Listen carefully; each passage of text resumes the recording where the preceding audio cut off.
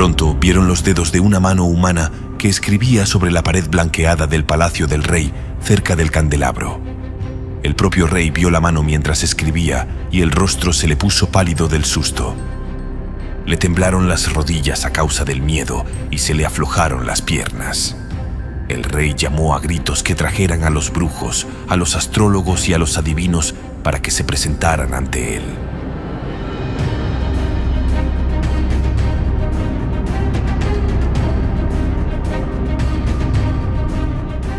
Bienvenidos, queridos oyentes. Hoy les presentamos un estudio bíblico de la escritura en la pared, entre paréntesis, la caída de Babilonia. Así que ponte cómodo, abre tu Biblia y veamos juntos esta impactante historia. Antes de profundizarnos en este tema, no te olvides de suscribirte a nuestro canal y activa la campanita de notificaciones para que YouTube te avise cada vez que publicamos un video nuevo. Empezamos.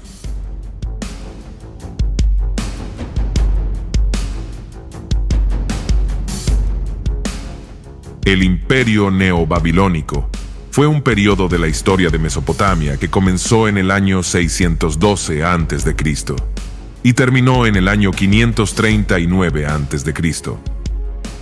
Durante los 3 siglos anteriores, el Imperio Babilónico había sido gobernado por otro pueblo con el que compartía el idioma acadio, sus vecinos del norte, los asirios. Un año después de la muerte del último gobernante asirio fuerte, Asurbanipal, en el año 627 a.C., el imperio asirio entró en una espiral de guerras civiles brutales. Babilonia se rebeló durante el reinado de Nabopolassar, y en alianza con medos, persas, escitas y cimerios, saquearon la ciudad de Nínive en el año 612 a.C. Y es así como Nabopolassar fundó el imperio neobabilónico.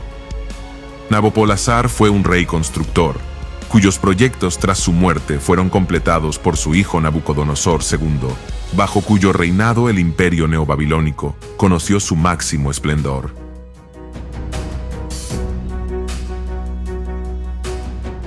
Ahora bien, los acontecimientos que se registran en los 4 primeros capítulos de Daniel tienen que ver con el reinado de Nabucodonosor. Después de haber reinado durante 43 años, murió en el año 562 a.C., sucediéndole en el trono su hijo Evil-Merodach, quien gobernó durante 2 años hasta que fue asesinado por su cuñado Neriglasar, también conocido como Nebuzaradán, como es mencionado en el libro de Jeremías. Neriglasar ocupó el trono los siguientes 4 años entre 560 y 556 a.C. A su muerte le sucedió su joven hijo Labashi-Marduk, quien solo reinó unos meses, pues fue asesinado y sustituido por Nabonido, quien gobernó 17 años, desde el año 556 hasta el año 539 a.C. Nabonido trabajó duro para restaurar la gloria que había alcanzado Babilonia bajo el reinado de Nabucodonosor, lo que le llevó a estar ausente de la capital durante largos periodos. Belsasar era su hijo mayor y fue designado corregente por su padre. Por esta razón es llamado rey, puesto que ejercía autoridad real a pesar de que Nabonido tenía el trono. En el capítulo 5 de Daniel, que es el que estaremos estudiando, también se menciona que Belsasar era hijo de Nabucodonosor, en el sentido de que éste era su predecesor más ilustre. No olvidemos que en el lenguaje semítico el término hijo no siempre se refiere a un hijo biológico. Ahora bien, Belsasar ha sido una figura polémica en la historia, así que tenemos que dedicar unos momentos para observarle. Incluso un escritor como Dean Farrar escribió que nunca existió un rey llamado Belsasar. El profesor John Walvoord, en su libro Daniel, la clave para la revelación profética, escribió: hasta el descubrimiento del cilindro de Nabonido, a quien Daniel identificó como rey de Babilonia, no se había encontrado ninguna mención a Belsasar en la literatura extrabíblica. Por lo tanto, los críticos de la autenticidad e historicidad de Daniel se sintieron con libertad para cuestionar si tal persona existió realmente. Desde la publicación de los resultados de la erudita investigación de Raymond Dougherty sobre Nabonido y Belsasar, basada en el cilindro de Nabonido y en otras fuentes, no existe ningún margen para dudar de la historicidad de Belsasar. El nombre de Belsasar ha sido encontrado en piezas cilíndricas de arcilla, en las cuales él fue llamado hijo de Nabonidus. Hoy se acepta generalmente que Belsasar actuó como regente bajo su padre, que fue Nabonido. Ahora bien, a la luz de todos estos datos, podemos concluir que entre los capítulos 4 y 5 de Daniel hay un periodo de unos 23 años en el que varios reyes se sucedieron en el trono. Este fue un tiempo marcado por un deterioro gradual, conflictos internos, intrigas y asesinatos. Mientras tanto, Ciro, el gran rey del imperio medo-persa, se acercaba a la región con la intención de conquistar el imperio babilónico. El capítulo 5 de Daniel describe la noche anterior a que Ciro entrara en Babilonia. Leamos el relato bíblico. El rey Belsasar hizo un gran banquete a 1000 de sus príncipes, y en presencia de los 1000 bebía vino. Belsasar, con el gusto del vino, mandó que trajesen los vasos de oro y de plata que Nabucodonosor su padre había traído del templo de Jerusalén, para que bebiesen en ellos el rey y sus grandes, sus mujeres y sus concubinas. Entonces fueron traídos los vasos de oro que habían traído del templo de la casa de Dios que estaba en Jerusalén, y bebieron en ellos el rey y sus príncipes, sus mujeres y sus concubinas. Bebieron vino y alabaron a los dioses de oro y de plata, de bronce, de hierro, de madera y de piedra. Se dice que Belsasar era dado al vino, a las fiestas, a las mujeres. Pero más allá de todo esto, es sorprendente que, teniendo el ejército medo-persa a las puertas de Babilonia, el rey Belsasar hiciera un gran banquete a 1000 de sus príncipes, y que se dedicara a beber vino con ellos. Todo esto nos da una idea de la arrogancia de Belsasar, el rey corregente babilonio. ¿Por qué estaba tan confiado? Quizá, puesto que su nombre significaba Bel, el otro nombre dado al dios Marduk, protege al rey, tal vez se sentía seguro por este hecho. También podía estar confiando en que pensaba que la ciudad era inexpugnable e invencible. Recordemos que tenía una enorme muralla. Además, contaban con suficientes provisiones de grano, y había un canal que llevaba el agua del río Éufrates atravesando la ciudad. Otros han sugerido que sí que estaba preocupado por la presencia del ejército medo-persa, y que lo que buscaba con esa fiesta era quitárselo de la mente y poder disfrutar durante un rato. O tal vez simplemente había planeado ese banquete para transmitir confianza a su pueblo, dándoles a entender que no debían estar preocupados por la amenaza. Pero si esta actitud no fuera de por sí imprudente, en medio de la fiesta, Belsasar, con el gusto del vino, cometió un grave error. Mandó que trajesen los vasos de oro y de plata que Nabucodonosor su padre había traído del templo de Jerusalén, para que bebiesen en ellos el rey y sus grandes, sus mujeres y sus concubinas. En tiempos antiguos, a los reyes les gustaba alardear de sus conquistas, llevándose como botín los tesoros de los dioses de sus enemigos. Recordemos que en la guerra de Judá contra Babilonia, Dios permitió que destruyeran el templo de Jerusalén como castigo a su pueblo por su desobediencia impenitente. Dios permitió que Nabucodonosor se llevara las cosas sagradas de Jerusalén para colocarlos en el templo de su Dios. Pero Belsasar fue un paso más allá en irreverencia, ya que no solo los utilizó para adorar a sus dioses, sino que con ellos les dio de beber vino a los invitados de su fiesta. Todo esto hace que nos preguntemos, ¿por qué Belsasar decidió usar los vasos de la casa de Jehová? No lo sabemos a ciencia cierta. Seguramente pudo haber sido un intento de deshacerse de la influencia de Nabucodonosor, quien había promovido la honra al Dios de Israel. En ese caso, estaría mostrando el desprecio que sentía por él, y buscaría con este acto hacer que las gentes de todo su reino volvieran a honrar a los dioses de Babilonia. Notemos que el banquete tenía connotaciones religiosas, puesto que en medio de él alabaron a los dioses de oro y de plata, de bronce, de hierro, de madera y de piedra. Como muchas personas en nuestros días, se sienten amenazados por el auténtico Dios del cielo y se proponen desprestigiarlo con todas sus fuerzas, imaginando ingenuamente que de ese modo pueden hacerlo desaparecer. Claro está que los dioses de oro, plata, bronce, hierro, madera o piedra no inquietan a nadie, porque son fácilmente manipulables, pero todos perciben que el Dios eterno que está en el cielo es diferente. Pero la actitud de Belsasar implicaba un desprecio, arrogancia y rebeldía inmensas. Ya no solo se burlaba del ejército medo-persa que tenía a las puertas, ahora también se burlaba del mismo Dios del cielo. Poco se imaginaba que aquella era su última noche sobre este mundo, antes de ir a rendir cuentas a su Creador. Continuemos con el relato bíblico. Leamos el versículo 5. En aquella misma hora aparecieron los dedos de una mano de hombre que escribía delante del candelero sobre lo encalado de la pared del palacio real, y el rey veía la mano que escribía.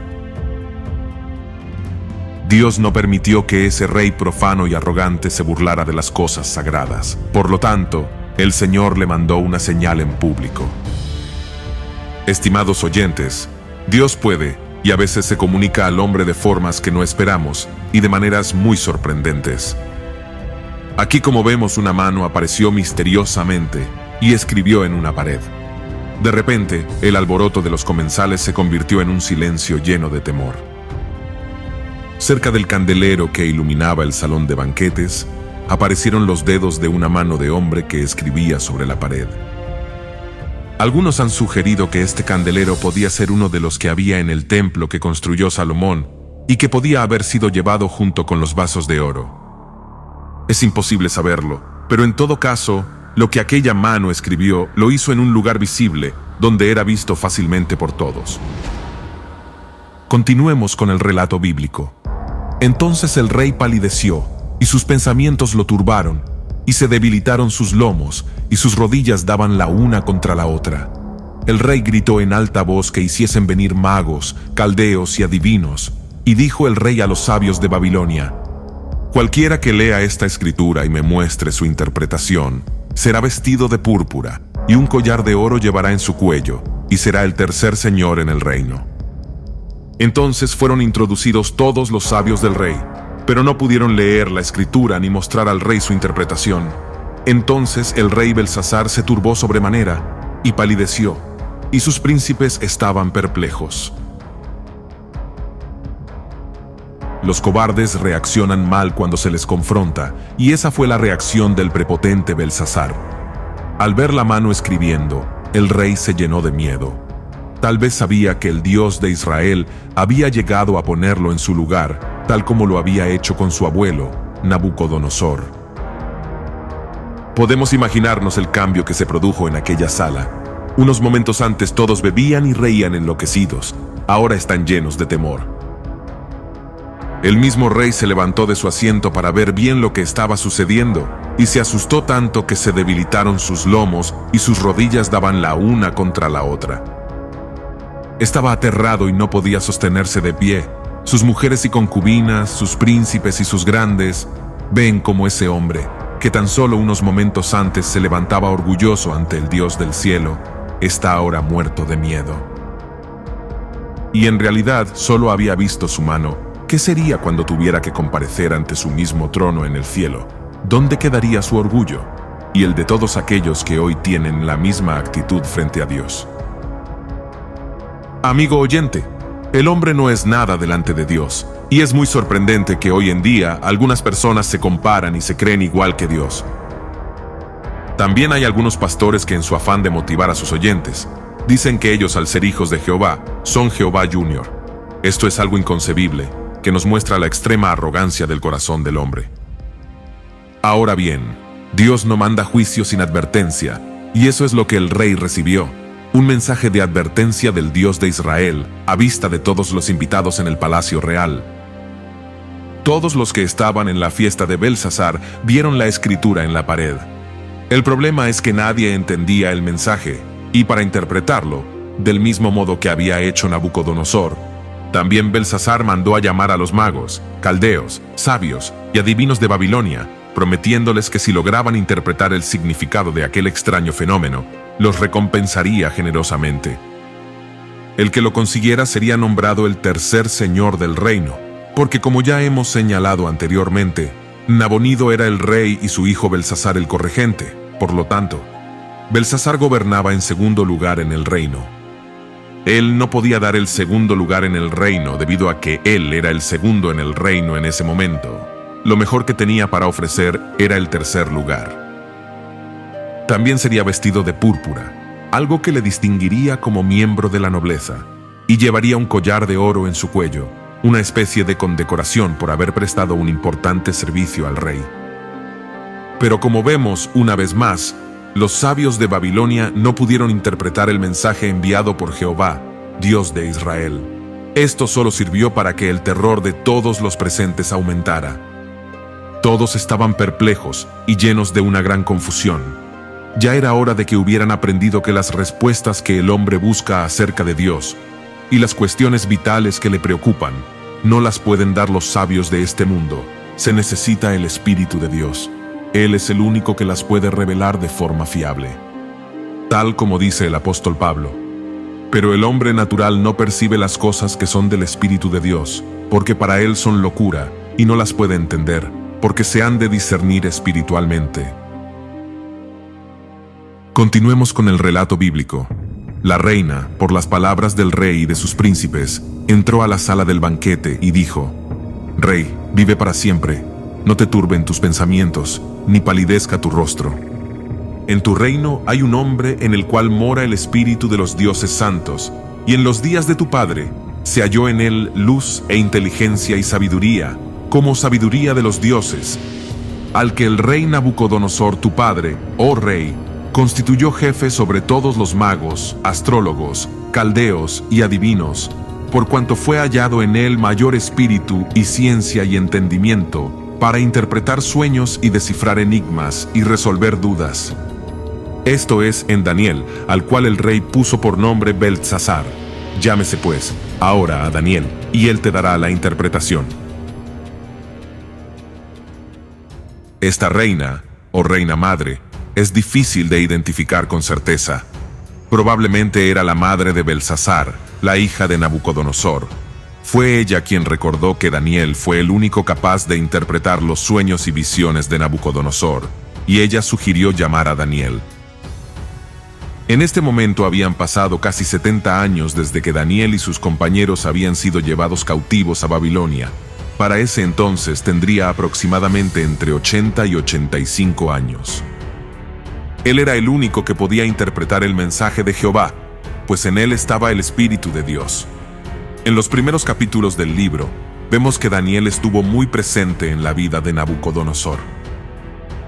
El joven judío comenzó como un siervo cautivo, pasó a ser consejero y sabio, hasta llegar a ser nombrado gobernador de Babilonia.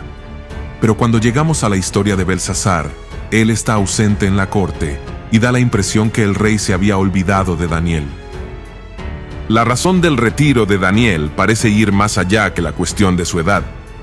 Probablemente tiene que ver más con el diferente estilo de gobernar de Beltsasar comparado con su abuelo. Nabucodonosor fue soberbio, pero al final reconoció a Dios. En contraste, Beltsasar era un rey arrogante, necio y disoluto, que nunca se arrepintió. Continuemos con el relato bíblico. Entonces Daniel fue traído delante del rey, y dijo el rey a Daniel: ¿Eres tú aquel Daniel de los hijos de la cautividad de Judá, que mi padre trajo de Judea? Yo he oído de ti que el espíritu de los dioses santos está en ti, y que en ti se halló luz, entendimiento y mayor sabiduría. Y ahora fueron traídos delante de mí sabios y astrólogos para que leyesen esta escritura y me diesen su interpretación. Pero no han podido mostrarme la interpretación del asunto.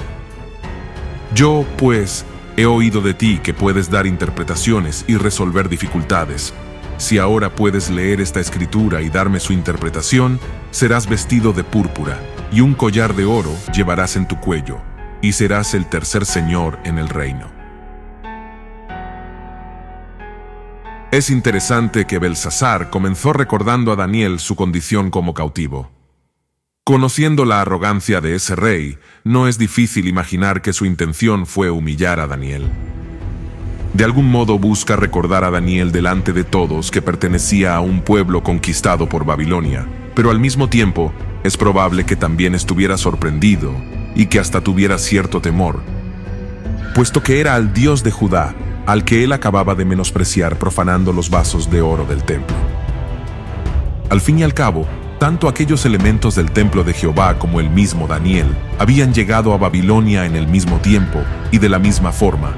Rápidamente, Belsasar iba a comprobar que había en todo esto mucha más relación de la que él podía imaginar en un principio.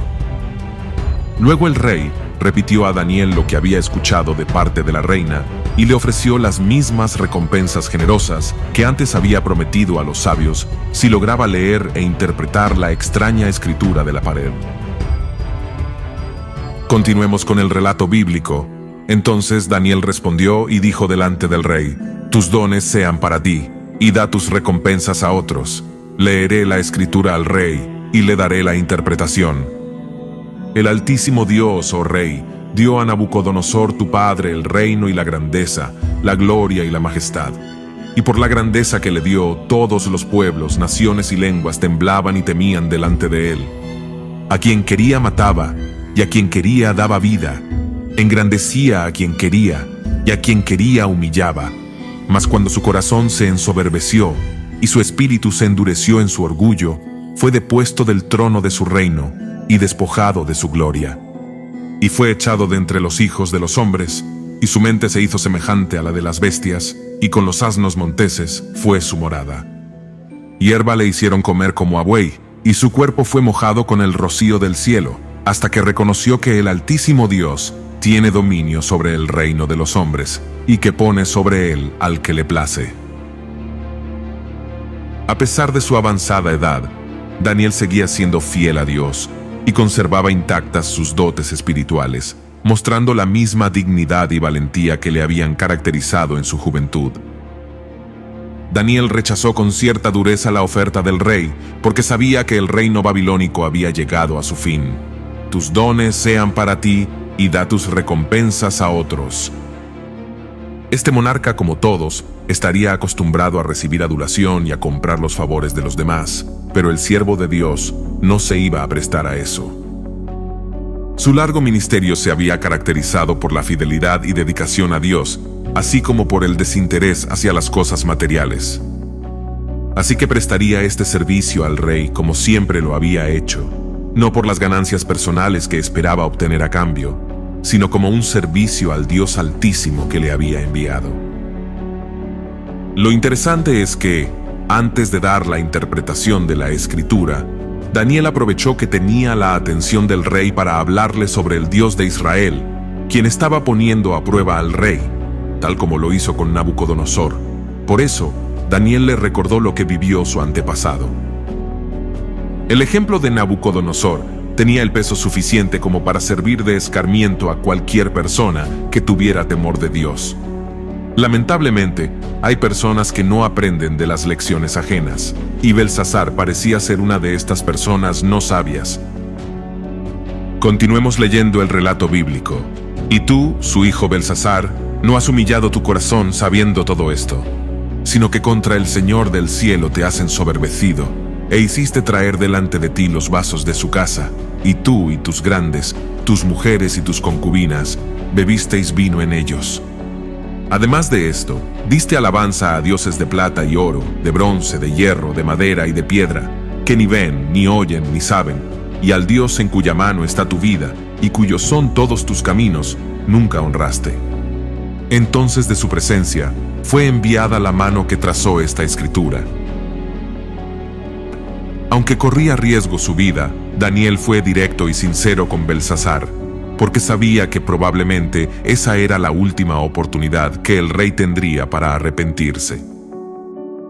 Esto fue un llamado de atención, pero también una oportunidad de oro para arrepentirse y alcanzar redención, como lo había hecho Nabucodonosor. Ahora bien, notemos las siguientes palabras de Daniel.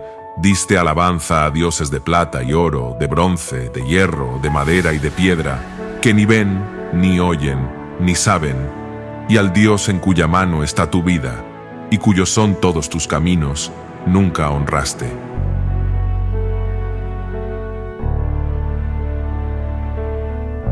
Así somos todos los seres humanos. No estamos dispuestos a rendirle culto al Dios verdadero. Pero cuando se trata de rendir culto y alabanza a otros hombres y a los ídolos preferidos, entonces no dudamos en hacerlo. Con respecto a esto, el apóstol Pablo dijo: pues habiendo conocido a Dios, no le glorificaron como a Dios, ni le dieron gracias, sino que se envanecieron en sus razonamientos, y su necio corazón fue entenebrecido.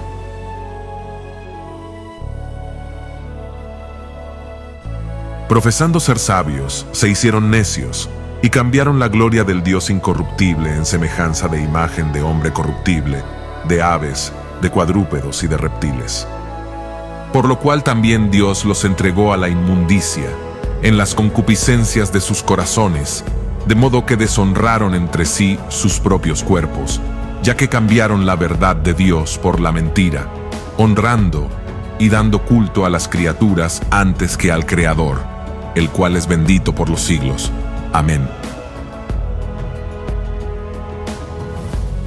Amigo oyente, si tú, igual que Belsasar, estás dando alabanza a dioses de plata y oro, de bronce, de hierro, de madera y de piedra, que ni ven, ni oyen, ni saben, y al Dios en cuya mano está tu vida no honras, déjame decirte que necesitas arrepentirte hoy mismo. Tal vez esta sea tu última oportunidad, así como la fue de Belsasar. Continuemos leyendo el relato bíblico, y la escritura que trazó es: Mene, Mene, Tekel, Uparsin. Esta es la interpretación del asunto. Mene, contó Dios tu reino, y le ha puesto fin. Tekel, pesado has sido en balanza, y fuiste hallado falto. Peres, tu reino ha sido roto, y dado a los medos y a los persas. En total, el mensaje consistía en 3 palabras diferentes. La primera se repetía 2 veces. Cada una de ellas era un sustantivo relacionado con alguna medida de peso antigua, pero que también se relacionaban con verbos, que son los que Daniel utiliza al interpretar su significado. La idea que nos transmite en conjunto es que Dios anunciaba a Belsasar que a causa de su degradación moral y espiritual, Dios había puesto fin a su reino y lo iba a entregar a los medos y a los persas. Veamos cada una de las palabras y su interpretación. Número 1. Mene, contó Dios tu reino, y le ha puesto fin. Mene es un sustantivo arameo que se refiere a un peso de 50 ciclos, pero que proviene de un verbo que significa enumerar, contar. Como si se tratara de una mercancía que había sido contada y estaba lista para ser liquidada, Daniel le dice al rey que Dios había contado los días de su reino y la suma estaba completa, de tal forma que estaba preparado para ser entregado. Era una forma de decirle que tenía las horas contadas. Además, el hecho de que esta palabra se repita 2 veces transmite la idea de que su fin era inminente. Belsasar, como muchos otros, pensaba que él era el dueño de su vida, pero iba a descubrir que es Dios quien determina la duración de nuestros días. Número 2. Tekel, pesado has sido en balanza, y fuiste hallado falto.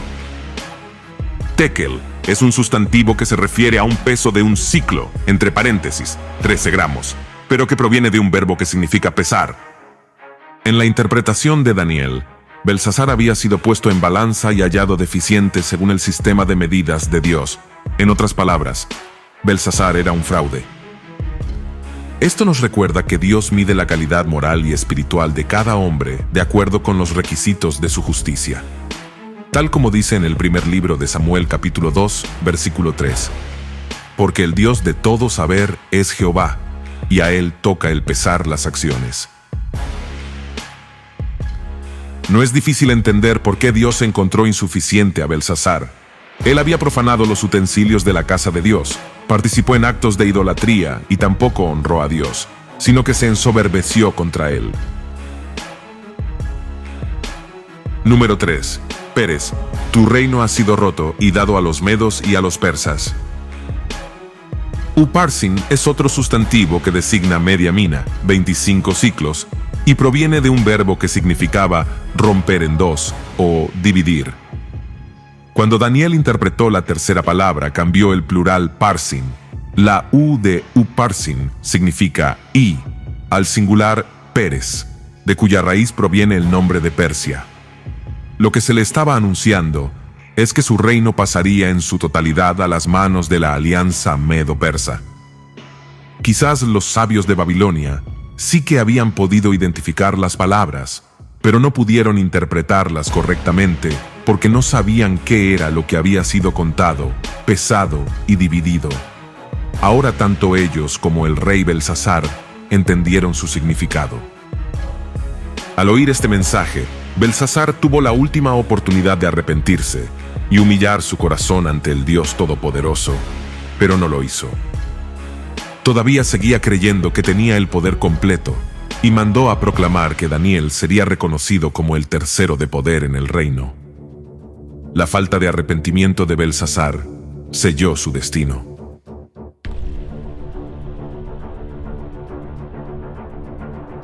Continuemos leyendo el relato bíblico. La misma noche fue muerto Belsasar, rey de los caldeos, y Darío de Media tomó el reino, siendo de 62 años. Esa misma noche cayó Babilonia. A vista de todos, se hizo evidente que Jehová es quien quita y pone reyes y quien cambia los tiempos. Mientras que Belsasar estaba celebrando su fiesta con 1000 príncipes, los ejércitos de Media y Persia estaban al acecho, cerca de la ciudad. Aunque la amenaza era inminente, Belsasar estaba confiado porque la ciudad de Babilonia tenía fama de ser impenetrable, por lo alto y ancho de sus murallas.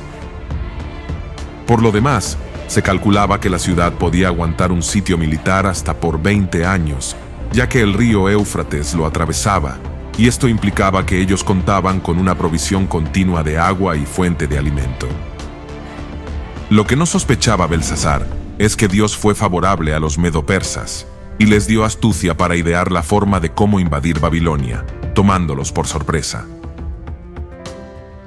Ellos lograron desviar un gran caudal del río, lo cual hizo bajar las aguas, y así el ejército enemigo logró penetrar las murallas y así invadir la ciudad sin que los babilonios lo sospecharan. Los líderes no pudieron reaccionar a tiempo, porque casi todos estaban celebrando en la fiesta del palacio, y es así como cayó Babilonia en una noche. La caída de Babilonia no debía ser sorpresa para el pueblo judío, ya que varios profetas anunciaron de antemano que esto iba a suceder.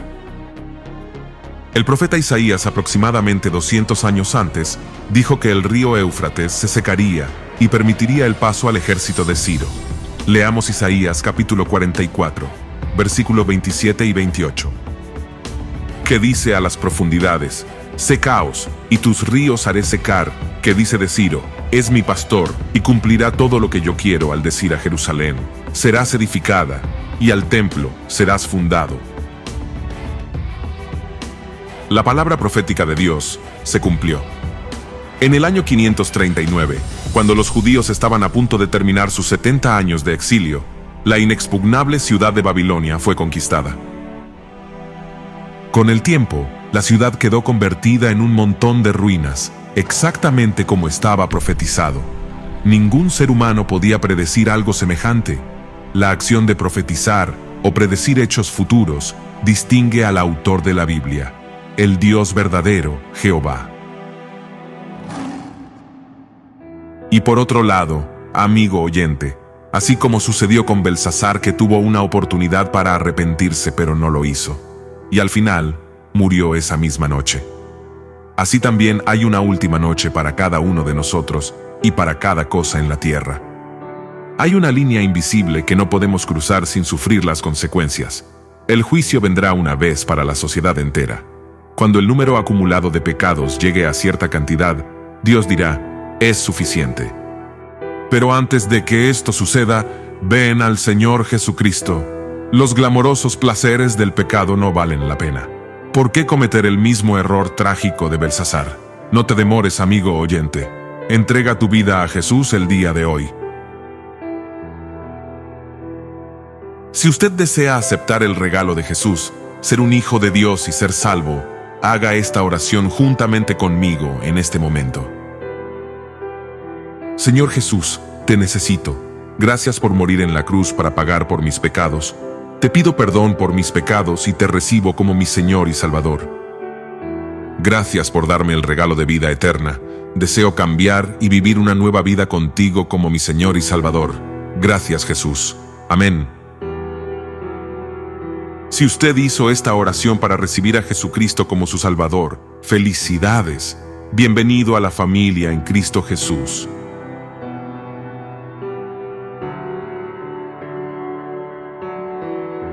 Y así llegamos al final de este video. Muchas gracias por ver este video hasta el final. Te apreciamos mucho, mi estimado oyente. Y sin más que decir, ahora me despido, y conmigo será hasta un próximo video.